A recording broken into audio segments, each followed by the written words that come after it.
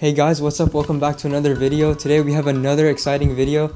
We're going to be interviewing Najib Gazi, who is a law student at Harvard University.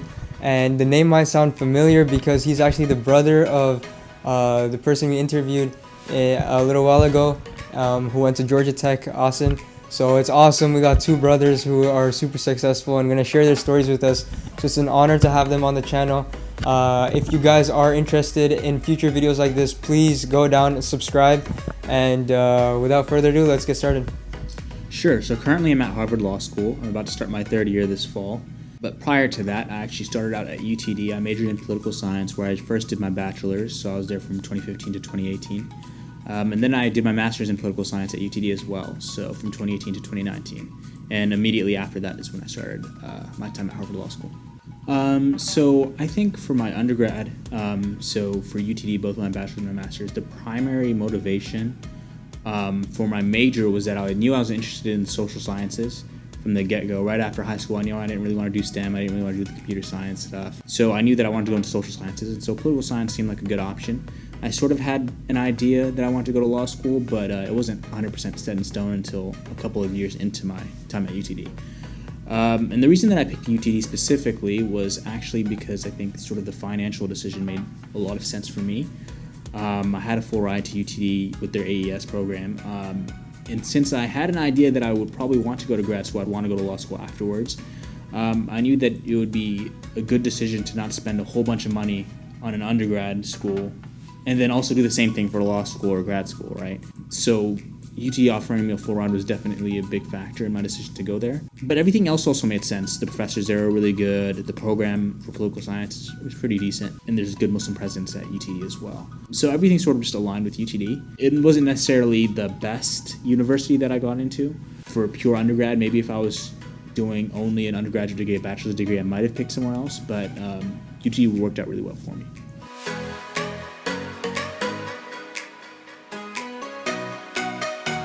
So I'll give what you should consider at your application stage and then at your actual decision-making stage whenever you're picking between the schools that have accepted you. So at the application stage, I would advise people to be ambitious, even if you don't necessarily think that you'll get into that school or you might not get a full ride at that school and that's something that you're really looking for. Be ambitious and apply a little bit more broadly than you might immediately have the instinct to do. Not necessarily every college in America, but have a good broad range of colleges that you're going to apply to. Then consider what your financial status is, whether your parents are going to be able to chip in, whether you think that you're going to get financial aid or you think you're going to get scholarship money. That's more at the decision-making stage whenever you're actually choosing between schools. Another thing to consider is whether that school actually has a good program for you in the major that you're actually considering, right? Because some schools will have a great political science program but a terrible engineering program. Some schools will have a great pre-med program but really be lacking in business. So the thing is, there might be a school with a big name, but it may not make sense for you to go there with what you're trying to do, right? Look specifically within that school at what you're trying to do and make sure that it's actually well-suited for what you're trying to do. I would also advise you to think about your own personality, I think some people might sort of get homesick very quickly. It might not make sense for you to move across the country if you're living on the West Coast to go to the East Coast, where the entire college environment just might be too overwhelming for you. So consider your personality. Do you really need to get away from your parents? Do you really need to find some independence during your college days? Consider that too in terms of the distance at which you're applying, for colleges that you're applying to and their distance from home. And then I think you should also consider just sort of the overall environment, not necessarily just your personality fit, but just the overall environment. For example, if you're part of a certain race or a certain minority group or some sort of religious group, you might want to consider, okay, do I feel like I'll have a community here? Because that can be important for a lot of people. So that's also something to consider. Number one, unavoidable, is going to have to be your test scores. You're going to have to test well. That's really important. I don't think there's any really sort of strong merit scholarship that doesn't consider your test scores. So I would really advise anyone who's thinking about this pathway is to really invest a lot of time into improving your testing ability. A lot of standardized tests, you can sort of just improve on your method of test taking, not necessarily your knowledge base, and that can have a really big improvement on your scores. I know a lot of people get anxious when they're taking tests. They might not know the best strategies for approaching multiple choice tests or essays, things like that. focus a lot on that. I think that can be a really big help on that end. Your grades also are going to matter. That's pretty straightforward. I think those two are probably like sort of the strongest area for me. But I also had a lot of extracurriculars. I sort of had a pretty wide range. I had done sports in high school. I was on the soccer team for my high school, and then had done a bunch of different clubs like the Business Professionals of America and so on. On that end, though, on the extracurriculars, I wouldn't advise people to just get into everything. I think that can be a little bit overwhelming, and you may not even get the experiences that you really need to benefit from the involvement in those groups if you're just sort of just jumping from activity to activity to activity and you're just really overwhelmed. I think it makes sense to try to get leadership roles in activities that you're really interested in, and find a way that you can get involved in activities that you think will be interesting to the people that you're going to be talking to during the interview process or during personal statement writing later on. And I think one of the best ways really for a person to showcase themselves is in the personal statement, because, again, these people who are reading admissions essays are going to see a lot of cookie cutter essays, a lot of things that are just sort of hitting the templates that people find online. But if you can find a way to really make yourself unique, really present a unique perspective, and really attract the reader's eye, I think that can give you a really big advantage.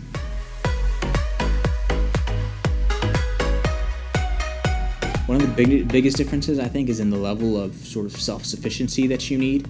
I think even in high school, even in advanced classes, there's still some sort of like expectation that the teacher is still going to be kind of helping you out, checking in on you and so on. The professors in college are just not really like that. I mean, if you go to them in their office hours and you're talking about it, maybe they'll show some interest, but really, if you just show up to class and that's it, your professors aren't really getting interested in you whatsoever, and they're not really getting involved. So I think that's a really big difference for people, because a lot of them may not,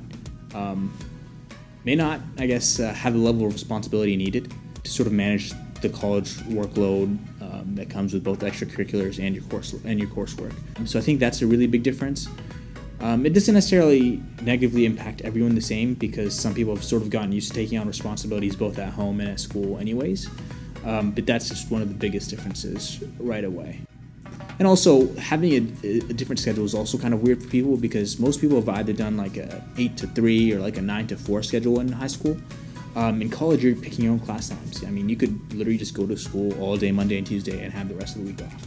So having a lot of that time to yourself and being able to choose what to do with it, again, takes a lot of responsibility to be able to manage your time wisely.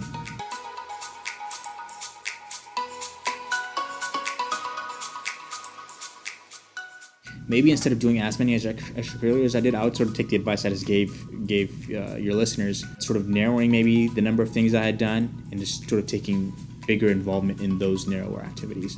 So maybe instead of being involved like I forget what the name of it, but it was basically a club about international affairs, then another club about like health stuff. I kind of knew that I wasn't really going to go that way anyways, but I was still involved in the activities. I think maybe I would have focused more on like soccer, or maybe I would have put more time into Business Professionals of America, which even though it says business, it has a lot of different things in it, including like legal. Maybe put in more time into those things that I think really were what I was looking forward to, both for college purposes and even professional purposes later on. Me, it's scholarships first. I think the number one rule for getting scholarships is apply. Apply to everything.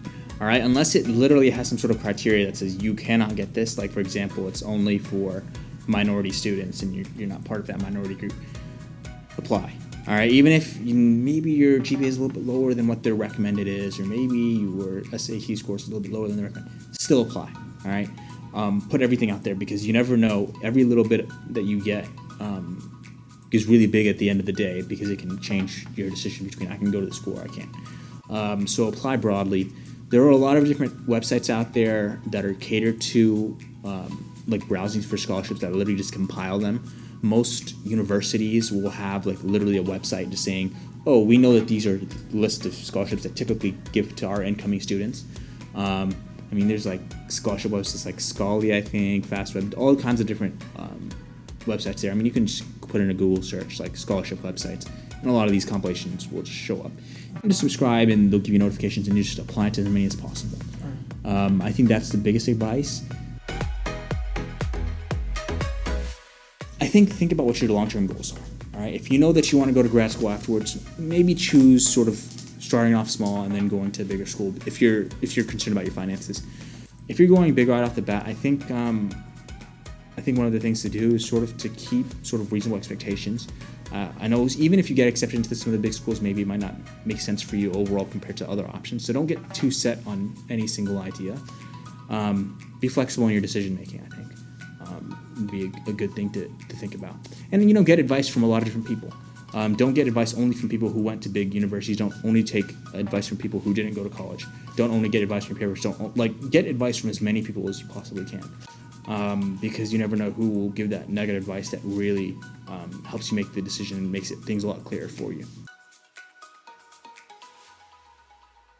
Yeah, I didn't know this, but actually most of the Harvard campus has connecting tunnels, at least in the law school. I believe it's also true in some of the other Harvard buildings. So whenever it's cold, always use the tunnels. I don't think I ever spent more than about 30 seconds outdoors at any one point during the winter there.